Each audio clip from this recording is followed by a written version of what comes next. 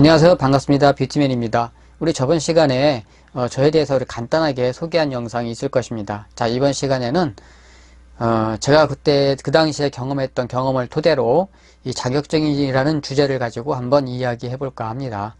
사실 편하게 이야기해 보려고 이렇게 카메라 앞에 베란간에 오늘 섰습니다.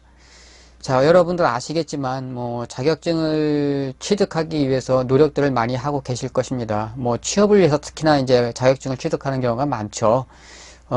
특히 직업학교 같은 경우도 마찬가지일 것이, 직업학교 같은 경우는 특히나 자격증을 취득해서 취업까지 연계하거나 이런 식의 방식을 많이 취하니까요. 그리고 컴퓨터 학원도 자격증을 당연히 취득해야 할 거고, 간호학원도 당연히 간호조무사 자격증을 취득해서 취업으로 연계해야 되는 그런 과정들을 많이 거치게 되죠. 자, 그러다 보니까 이 가르치는 학생들을 어떻게 하면 수월하게 자격증을 취득하게 할 수 있을까라는 분석도 해보게 되고, 또 어떠한 방식을 취하는 게 효과적인 수업 방식인지를 많이 연구하게 됩니다. 자, 그런데 저 같은 경우도 마찬가지로 그러기 위해서 이렇게 자격증도 별로 예를 들면 민간 자격증에 간호학원에서는 우리 간호조무사 자격증 위에서도 이렇게 병원 코디네이터 자격증도 취득하게 시키죠. 이거는 이제 민간 자격증이죠. 자, 이렇게 이제 병원 코디네이터 자격증도 취득을 함으로써 간호조무사가 자격증을 취득하고 취업을 했을 때, 국가자격증인 취업을 했을 때 본인이 병원과 관련된 상담이라든지 이런 부분들을 좀 더 강화할 수 있도록 이렇게 병원 코디네이터 민간 자격증도 이렇게 취득을 기본적으로 많이 시키고 있습니다. 자, 그리고 컴퓨터 학원 같은 경우에는 다양하게 많이 있으니까 컴퓨터 학원 같은 경우는 기본적으로 컴마이라든지 워드라든지 그다음에 정보 처리라든지 또는 그래픽이라든지 그런 관련 자격증들을 많이 하죠. 또 정보통신 자격증이라든지 이런 것들 많이 할 겁니다. 그래서 그 중에 저도 컴퓨터 관련 자격증들도 이렇게 몇 개가 더 있는데, 컴퓨터 자격증 종류별로 상공회의 서 것도 있고 이렇게 산업인력공단 것도 이렇게 있는데 너무 많아서 그 중에 그냥 하나만 간단하게 제가 한번 그냥 있는 대로 끄집어 봤습니다. 자, 그래서 이런 컴퓨터 자격증도 관련된 자격증도 이렇게 있고요. 자, 그 다음에 예를 들면은 이제 군대에 있을 때, 제가 그때 첫 영상에서 군대에서 하사로 제대했다고 했었죠. 자, 그때 당시에 제가 하사로 잠깐 있으면서 병장으로 있다가 하사가 됐으니까 하사로 이렇게 하사 생활을 좀 하면서 저도 나름대로 이렇게 자격증이 그때 당시에 1인 1자격증 해가지고 군인들도 따라 해가지고 그런 것들이 많이 지침이 내려왔더라고요. 그러다 보니까 그래? 그래서 나도 한번 따보자 해가지고 자격증을 한번 준비를 했었죠. 그때 딴 게 이제 그때 당시 아마 지금은 열관리사인가요? 자격증이라고 하는데 지금 보일러 취급 자격증이었죠. 그때 당시는 아마 보일러 취급 자격증으로 되어 있을 겁니다. 근데 이제 지금은 열관리사 자격증으로 나눠진 것 같아요. 바뀐 거죠. 참 바뀐 것 같아요. 그래서 열관리사 자격증도 그때 한번 내가 이렇게 군대에서 취득한 경험도 있습니다. 자, 이렇게 다양하게 이거 이외에도 자격증들이 많이 갖고 있는데 사실은 지금 몇 개만 지금 여러분들을 간단하게 이렇게 소개시켜 드린 거고요. 자, 이런 관련된 자격증들 컴퓨터라든지 병원과 관련된 자격증이라든지 또는 지금 얘기했던 것처럼 사실은 이 보일러 자격증은 제가 열관리 자격증이죠. 지금 명칭이 바뀌어서 이 보일러 자격증은 제가 따긴 따는데 지금까지 한 번도 제대로 써먹지 못했어요.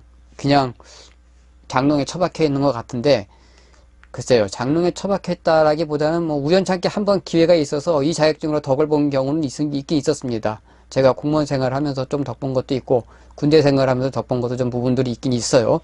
그래서 굳이 자격증이 내가 관련이 직접적으로 지금 없다 하더라도 언젠가 도움이 될 거다라고 생각을 갖고는 있습니다. 그리고 또 가정에서 우리 보일러 안 쓰는 사람 없잖아요. 그러다 보니까 가만히 생각해보니 가정에서 보일러 다 기본으로 장착하고 있으니까 이건 큰 보일러지만 작은 보일러라도 큰 보일러 다룰 수 있으면 작은 보일러도 다룰 수 있는 거 아닙니까? 그래서 그런 부분도 좀 도움이 되는 것 같고 해서 나름대로 자격증 취득하고 나니까 뭔가 보람은 느낍니다. 지금 현재 장롱 면허라고 생각하고 있는 장롱 자격증이지 면허가 아니라 장롱 자격증이라고 생각하고 있는 이것도요. 자, 그래서 이렇게 자격증 종류가 이렇게 많이 있다. 많이 따보고 해봤는데 나도 자격증 종류가 이렇게 많이 있고 많이 따보고도 했습니다. 자, 그러나 여러분들이 이제 본인들은 원하는 자격증만을 취득하기 위해서 노력하시는 분들도 많이 있고 또는 그냥 저처럼 이렇게 여러 분야의 자격증들을 해보시는 분들도 있을 것입니다. 자, 그럼 제가 왜 이 자격증을 이렇게 들고 나왔냐 라고 하면은 대부분 제가 첫 영상에 소개했던 것처럼 대부분의 분들은 기존에 있는 뭐 관련된 책을 가지고 분석을 해서 그걸 가지고 이제 교육생들한테 가르치거나 많이 그런 것들을 하죠. 대부분이 다 그렇게 하죠. 자, 그런데 이제 저는 좀 생각이 좀 달랐던 것 같아요. 아마도 제가 간호학원 부원장으로 있을 때는 이렇게 간호학생들을 간호학생을 가르치는 걸 딱 보니까 기존 교과서를 가지고 1년 동안 가르치는데 교과서들이 너무 많고 또 그걸 공부하고 나서 또 실습도 가야 되고 그러다 보니까 사실상 또 알바도 해야 되고 특히나 이 간호조무사 다니는 그 학생들은 교육생들은 사실 사정상 좋은 예를 들면은 고등학교 막 졸업하고 오시는 분들도 많고 사정상 그렇게 뭐 아주 잘 살거나 뭐 그런 분들이 많은 건 아니거든요. 나름대로 자기 알바도 해가면서 노력도 많이 여기까지 오시는 분들도 있고 또 나이 드신 분들도 준비하시는 분들도 많이 있다 보니까 자기 생활들이 사실 많이 있습니다. 또 다른 뭐 자격증 취득하시는 분도 그런 부분 많이 있겠지만 특히 이제 이 간호조무사를 준비하시는 분들은 또 사회 경험을 많이 해보고 또 병원에서 근무를 하곤 있는데 자격증이 없는 경우 또 그래서 자격증을 취득하기 위해서 준비하시는 분들도 사실 많이 있을 것입니다. 그러다 보니까 그분들은 사실은 이 간호조무사 학원에서 공부하러 오는 이유는 꼭 간호조무사 자격증을 취득하기 위한 주 목적이잖아요. 그래야 취업의 안정성을 유지할 수가 있으니까. 자, 이런 부분 때문에 간호조무사 학원에서 가르치시는 뭐 다른 학원들도 마찬가지지만 열심히 했겠죠. 다 하겠죠. 다 가르칠 때. 자, 그러다 보니까 어떻게 하면 좀 더 수월하게 이 간호조무사 자격증을 취득할 수 있을까? 그런 고민을 많이 하게 됩니다. 자, 그러다 보니까 저는 다른 분들처럼 이렇게 뭐 책에서 나름대로 공부하고 발췌하고 분석하고 한 것들을 갖다가 이렇게 이제 학생들한테 수업에 전달하고 하는 식 방향을 많이 취하고 있는 것 같던데 저는 그런 단계를 좀 전혀 다른 방향으로 생각을 한 것 같아요. 왜냐면 이렇게 비밀 노트라고 해가지고 간호조무사 책을 아예 만들어서 학생들한테 공부할 수 있도록 빠른 시간에 공부할 수 여러 과목을 하나로 통합해서 시험에서 가장 많이 나오는 핵심적인 부분만 해가지고 비밀 노트라는 형식의 구성으로 책을 만들어서 학생들한테 수업을 진행할 수 있도록 했었죠. 그래야만 학생들이 원하는 목적지에 빠르게 도달할 수 있을 테니까. 그러다 보니까 사실 간호조무사 학원에서도 합격률이 굉장히 높아서 거의 한 99%는 기본으로 다 그냥 합격이 됐습니다. 뭐 간호조무사 학원도 마찬가지였겠지만 이제 또 뭐 컴퓨터 학원도 사실은 또 마찬가지죠.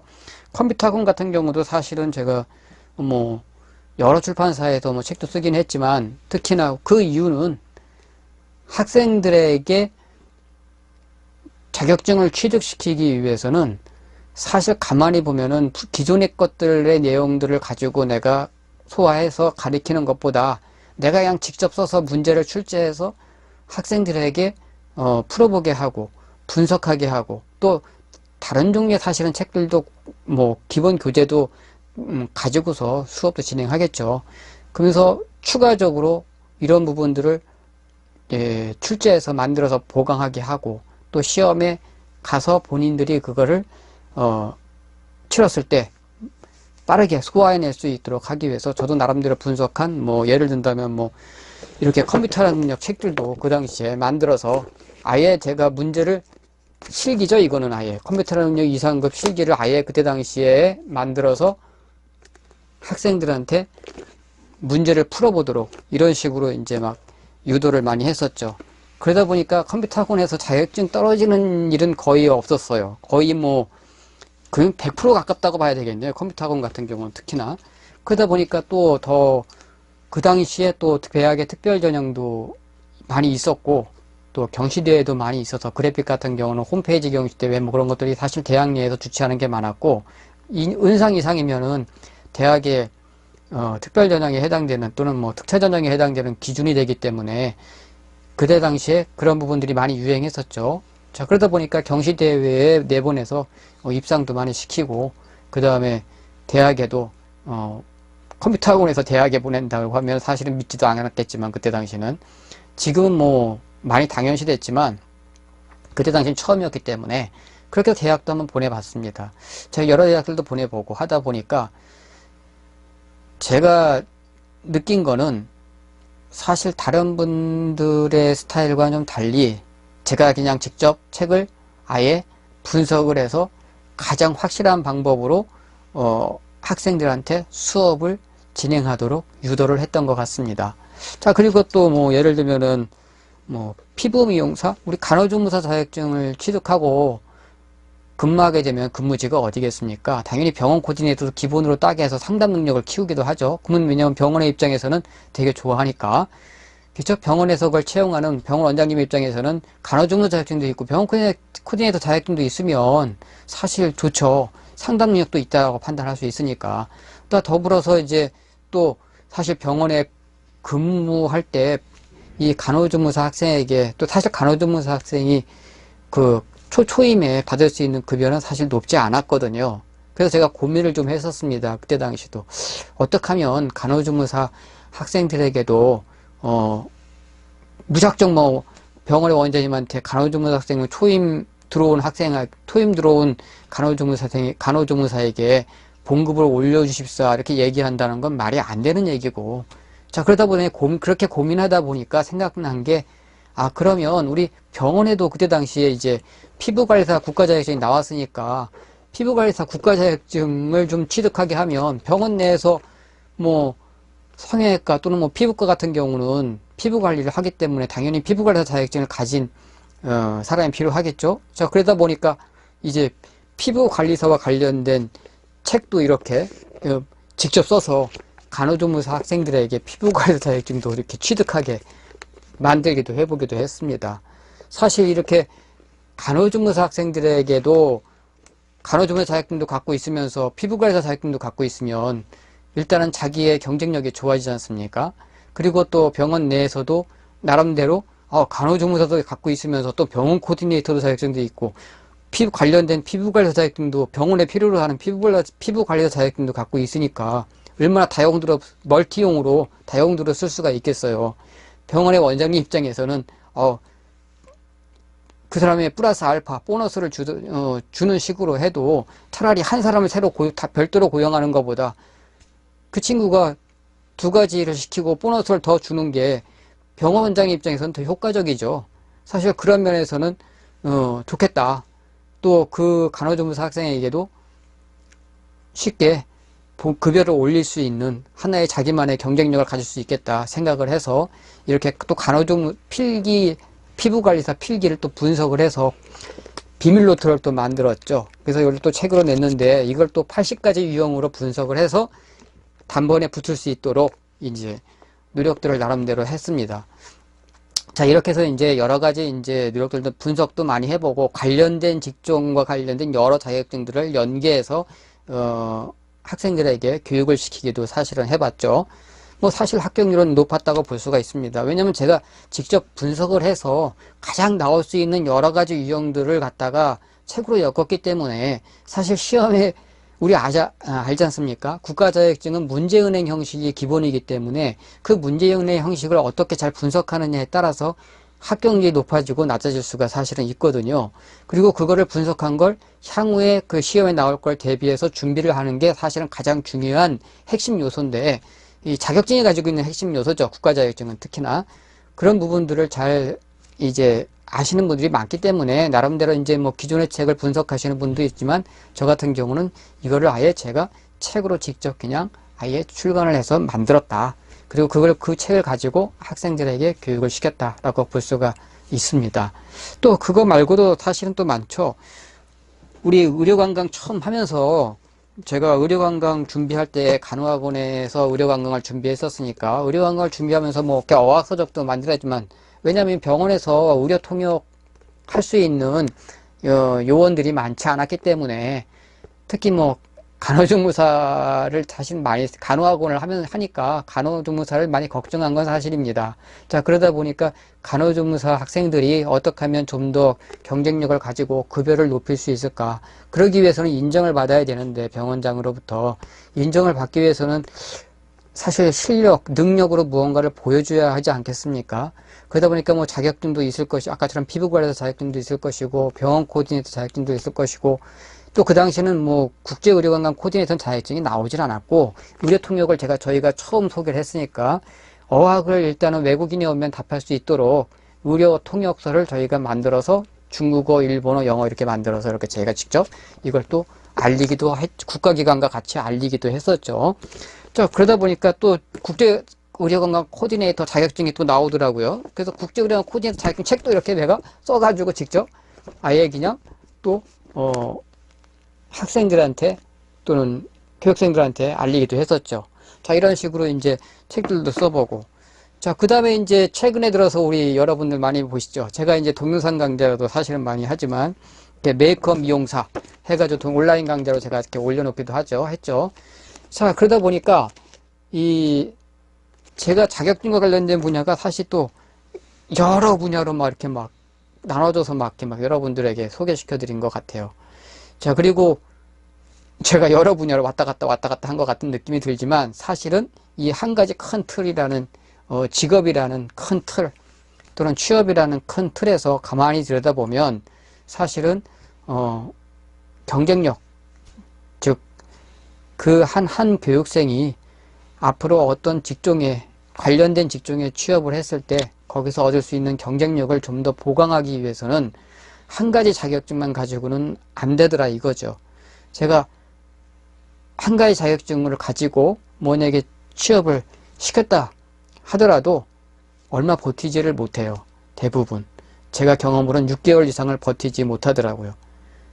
결국은 그건 뭐냐면 경쟁력이 떨어진다는 거죠. 본인이 가지고 있는 경쟁력이 하나로는 전혀 가망성이 높지 못하다. 그러다 보니까 그 직종에 오래 버티지 못하고 자꾸 이직을 하게 되는 경우가 많이 발생해요. 그래서 관련된 직종들을 보강시킴으로써 좀 더 본인의 능력을 업그레이드 시키고, 또 반대로 이제 그러한 능력을 고용하는 고용주 입장에서 봤을 때에도 그 사람의 능력을 인정할 수 있고, 사실 이러한 능력 사회가 제대로 잘 구축이 돼야 되는데 뭐 아시겠지만 백으로도 들어가는 사람도 많이 있고, 그렇죠? 그래서 저는 그런 부분은 잘 몰라서, 백으로 들어가는 부분은 잘 제가 모르니까 능력으로 갈 수 있는 방법은 여러분들이 이러한 관련된 자격증들을 취득해 함으로써 여러분의 실력과 능력을 인정받은 길밖에 없죠. 특히나 국가 자격증을 취득하게 되면 외부로부터 국가가 인정해 주는 거지 않습니까? 여러분 스스로가 여러분을 입증하기는 어렵지만 적어도 제3자인 국가가 여러분들에게 여러분 이러한 능력을 갖고 있습니다 라고 하는 걸 인정해 주는 국가 자격증밖에 없다고 볼 수 있겠죠. 자, 그래서 이러한 부분들이 있다 보니까 저 나름대로 고민을 많이 해가면서 나름대로 이렇게 준비를 많이 했었습니다. 그리고 교육생들한테 그러한 교육을 접목시키기도 했겠죠. 사실 이제 반영구도 마찬가지죠. 반영구는 현재 민간 자격증 밖에는 없습니다. 그러나 민간 자격증은 인정을 안 해주죠. 현재 반영구는 민간 자격증은 인정되는 항목이 아닙니다. 그러다 보니까 여러분들이 나는 반영구를 공부해야 되는 게 옳은 것인가 아닌 것인가를 고민하시는 분들도 사실 많이 있을 것이라고 생각이 듭니다. 그리고 현재 반영구는 국가가 이렇게 인정해주는 범위가 아니기 때문에 여러분도 잘 아시겠죠? 그래서 아니기 때문에 고민하시는 분도 사실 많이 있습니다. 자, 그러나 언젠가 반영구도 자격증, 국가 자격증화 될 것이라고 저는 생각이 듭니다. 왜 그러냐면 내가 저번 시간에도 우리 미용사 자격증에 관련된 부분들이 이렇게 세분화되고 있다라는 걸 설명을 했습니다. 자, 그런데 여러분들도 아시겠지만 이 메이크업 자격증에도 자격증 안에는 사실은 화장, 분장 이런 부분들이 들어있죠. 특수분장도 있죠. 들어있습니다. 특히 우리 반영구 분야를 봤을 때 이 반영구는 이 메이크업 자격증 내에 세분해서 본다면 사실은 분장 내에 속한다 볼 수 있어요. 근데 분장, 화장, 분장 참 애매한 경계선에 있는 게 사실은 반영구라고 할 수 있겠죠. 그러다 보니까 여러분들이 언젠가는 반영구도 국가 자격증이 될 수가 있기는 한데, 그러기 위해서 나는 얼마만큼의 실력을 늘릴 것인가 하는 것들도 준비할 필요는 있다.